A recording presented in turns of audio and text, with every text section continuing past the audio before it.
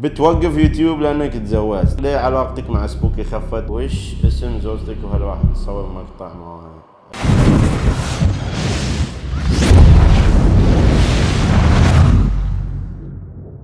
السلام عليكم شباب، معكم علاء جيمز كلر من قناه ديل ستيشن. حبيت اني ارجع بحلقه فيها اسئله واجوبه، لان خلينا نقول حياتي تغيرت شوي، واكيد لازم اجاوبكم شنو الاشياء اللي تغيرت. ما ما يعرف انا تزوجت خلاص في زمن الكورونا، يعني في فتره وايد خطره على العالم، منتشر فيها وباء، وما توقعت ان انا بسوي هالقرار في هالفتره. صار كل شيء مره واحده. حبيت اتكلم عن هالموضوع اول شيء في البدايه عشان اجاوب على الاسئله، لان وايد اسئله سالوني عن الزواج. كان الشيء بالنسبه لي شوي مو نفس اللي تتوقعه، يعني شيء زعلني إن لما بتسوي اللي هو عقد او زواج او اي شيء في هالفتره الحاليه ما تقدر تجيب كل الناس اللي تحبهم، ربعك، اهلك. يعني كان الشيء انه بس محدود بين الناس اللي هي العائله، الاب والام والاخ والاخت وهالاشياء، فما تقدر تروح ابعد حفاظا على سلامه الناس. ما تدري لا سمح الله في اي حد يصيده شيء. كنت اتمنى ان تشوف في ناس اكثر. صار كل شيء في وقته. الحمد لله انا فرحان من هذا القرار. تزوجت في هالفتره، عمري 30 سنه صار قبل كم من يوم، واعتقد هاي كانت انسب فتره لي ان اواصل حياتي متزوج. عندي اسئله وايد اليوم. اذا انت متحمس اول شيء لرجعتي تضغط على زر اللايك والسبسكرايب. هل انا راح اتغير اني تزوجت، او هل راح اترك اليوتيوب؟ اكيد لا. طبعا زوجتي تقول لي واصل،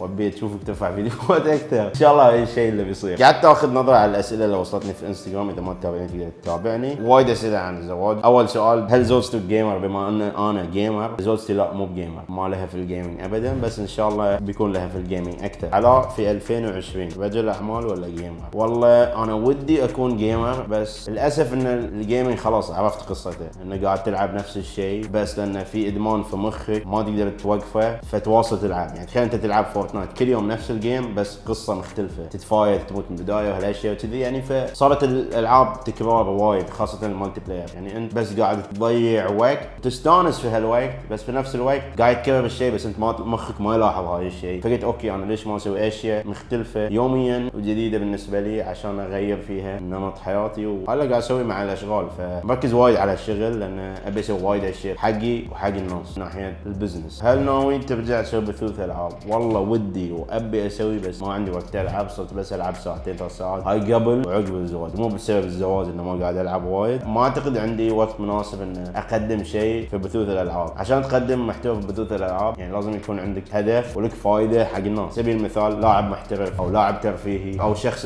يعرف يسولف. كانت فيني هاي الاشياء، بس الحين ما اقدر ارجع فيها. يعني ما عندي هالاشياء حاليا، لا اني محترف حاليا في اي لعبه، ولا اني ترفيهي حاليا، ولا عندي سوالف. فاللي بيطالعني كانه يبي يشوف حلال. ايش شعورك بعد الزواج؟ شعوري والله مستانس الحمد لله. احس اني انا كملت اهدافي في الحياه اللي احتاجها واللي اي شخص ممكن يحتاجها واكثر منها. يعني عندي كل شيء اتمنيته حاليا. هاي شعوري. ما باقي الا بس اضبط مسيره حياتي في السنوات القادمه. شنو ناوي اسوي؟ الحمد لله مو ناقصني شيء الحمد لله. بنشوف ان شاء الله يعني شلون بيكون شعوري عقب. وش اسم زوجتك؟ وهل راح تصور مقطع معاها؟ حاليا ما ودي اقول الاسم عشان في ناس بتروح تدور مين هاي الشخص ومين كذي، بتصير فضول يبون يعرفون من. لما اتاكد 100% ان هي مهتمه اقول مين هي او شيء. هل راح تصور مقاطع معاها؟ ما اعتقد. يمكن 100% ما بنسوي هاي الشيء. في عندي حياه شخصيه، في عندي حياه يوتيوبيه. الحياه الشخصيه ما احب اربطها باليوتيوب، ما احب اربطها بالشغل. حياتي الشخصيه هاي لي انا زوجتي. حياتي اليوتيوبيه الاشياء ما لها داعي ان انزل اشياء في حياتي الشخصيه، فما اعتقد بيصير هاي الشيء ابدا. اول ما فتحت موقع كذا سوق، هل خفت انك تخسر وتقفل كل شيء؟ انا لما ادخل شيء ما احط الخساره في بالي، احط اني انا ابي انجح واشتغل على اني ابي انجح وابي انه يكون الشيء ناجح. فاذا حطيت الخساره في بالي راح يخسر. سوي كل الاحتياطات ان الموضوع ما يخسر. يعني سوي احتياطاتك الكامله، الدراسه الكامله، الافكار الكامله، مشاكل. يعني اذا بتعرف الشيء يخسر بتعرفها من البدايه، الدراسات اللي بتسويها، لان في وايد ناس اشياء سووها من قبل، سوي دراسات. فدائما اقرا، ابحث وتعلم عشان تعرف ان هل الخطوه هذه، طبعا التوفيق رب العالمين بيده يعني، بس نهايه اليوم انت ايش قد تثابر تحرك على الموضوع بيساعدك على ان تعرف انك تخسر او بتنجح في المستقبل. واشياء تصير يعني الكورونا ما حد كان متوقعها وصار. في ناس وايد خسروا، فكل شيء بيد الله. بتوقف يوتيوب لانك تزوجت؟ لا. متى ينزل كرسي الار جي بي والمساج؟ طبعا اللي ما يعرف احنا عندنا ماركه اسمها ديفو لكراسي الالعاب، وسوينا كرسي خرافي. كرسي فيه ار جي بي ليتات، الحواف، سماعات خلفيه، ومساج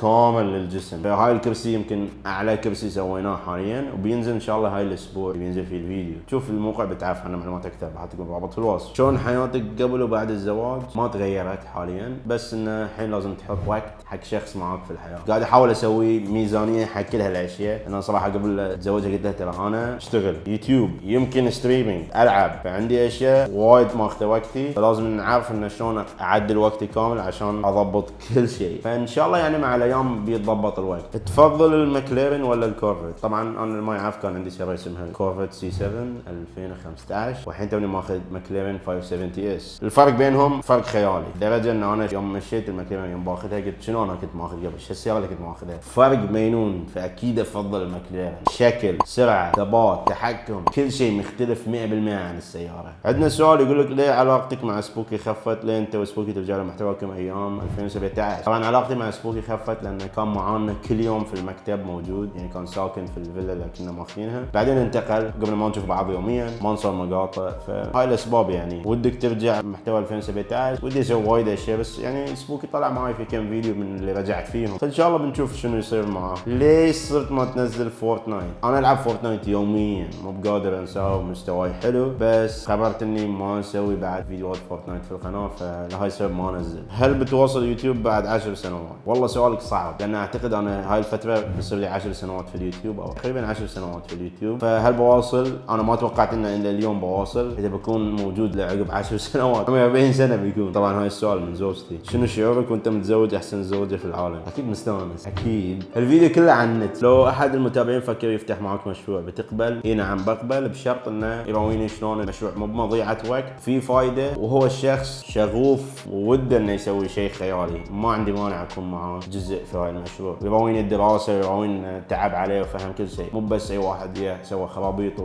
لا، ما عندي مانع ادعمه وادخل معاه في المشروع. وين رجعتك القويه اللي تكلمت عنها اليوتيوب؟ والله انا قبل 2020 قلت اني برجع رجعه قويه، وكان عندي خطه كبيره يمكن 40 50 فيديو. كل هالفيديوهات من طلع الكورونا تغيرت الخطه كامل، ما قدرنا نسوي ولا شيء. فهاي السبب تاثرت رجعتي القويه، وبعدين ركزت شوي على كلاسو، وبعدين تزوجت، فضاعت السنه وانا ما قدرت اسوي ولا شيء من هالرجعه القويه. انت مو مهتم باليوتيوب عشان كلاسو يجيب لك مرابح اكثر؟ مو على هاي السبب، يمكن قل اهتمامي باليوتيوب لانه صار لي فتره طويله اسوي فيديوهات، ووايد سويت فيديوهات، وايد سويت محتوى. الشيء اللي يمكن كدرني في اليوتيوب ان المحتوى اللي احنا كنا نسويه على ايام 2012 13 و14 لو اليوم انا سويته كنت يمكن حصلت مشاهدات ومشتركين بارقام خياليه، بس ان احنا المحتوى اللي كنا نسويه كان سابق الاوانه، يعني انه شيء حق المستقبل، مو على انه مهتم كذا سوق اكثر، بالعكس ودي ادمج بين الاثنين، انه يكون عندي وقت حق الاثنين. شوي اليوتيوب لازم اغير المحتوى، لان في وايد الحين صناع محتوى، وايد محتوى في اليوتيوب، فلازم تعرف شنو الناس يبون عشان تقدمه. حاليا انا شوي في ضياع، فان شاء الله لما حصلت التركيز العدل راح تشوف محتوى العدل. ايش هو الحلم اللي يتكرر معك اكثر من مره، وهل هو مخيف او لا؟ في حلم او في جزء من الحلم دائما اشوفه في الحقيقه وفي الحلم، ان عندي انا بيت في منطقه، هاي البيت حافظه بدرجه مو طبيعيه، حافظ الطوابق، حافظ الحجر، تصير اشياء غريبه تحت في الطابق الارضي، بس دائما اشوفه في الاحلام، مو بعرف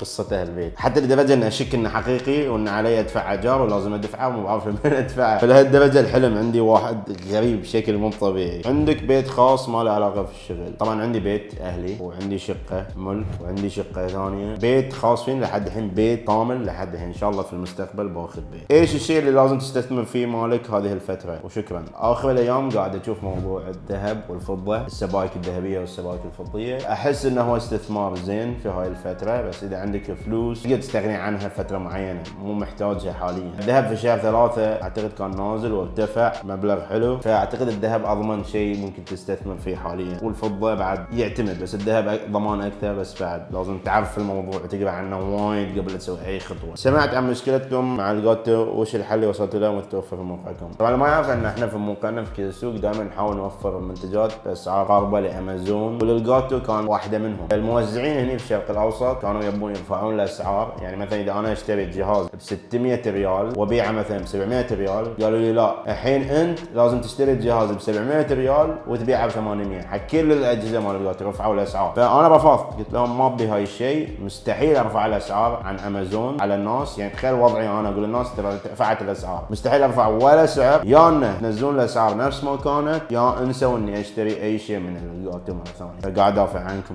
اللي يبون قطع الجاتو. هاي كان يعني شرط معاهم انه لا ترفعون الاسعار كنا عارضينها الناس، وغلط انك ترفع الاسعار شي مره واحده. الناس بيقولون قاعد يستغلوننا بسبب كورونا هالاشياء، فننتظر القرار وشنو يصير بالضبط. طبعا انا اعتقد اني جاوبت على عدد كبير من الاسئله. ان شاء الله الفيديو بعد بيكون في فيديو قادم مجهزين له ونجهز له، واتمنى اذا عجبتك الحلقه اضغط على زر اللايك والسبسكرايب اذا ما سجلت. راح ان شاء الله ارفع فيديوهات قد ما اقدر، راح احاول بس ما في وعد. ان شاء الله اذا قدرت اضبط الوقت راح تشوفني راجع بجدول مرتب في اليوتيوب. انقطعنا اخر فتره عقب رمضان بالضبط بسبب انه صارت اجازه العيد وصار كسل شوي. فهاي الفيديو كله لا تنسى اللايك والسبسكرايب. كان معكم علاء، تابعوني في الانستغرام اذا حاب، سجل في القناه. مع السلامه.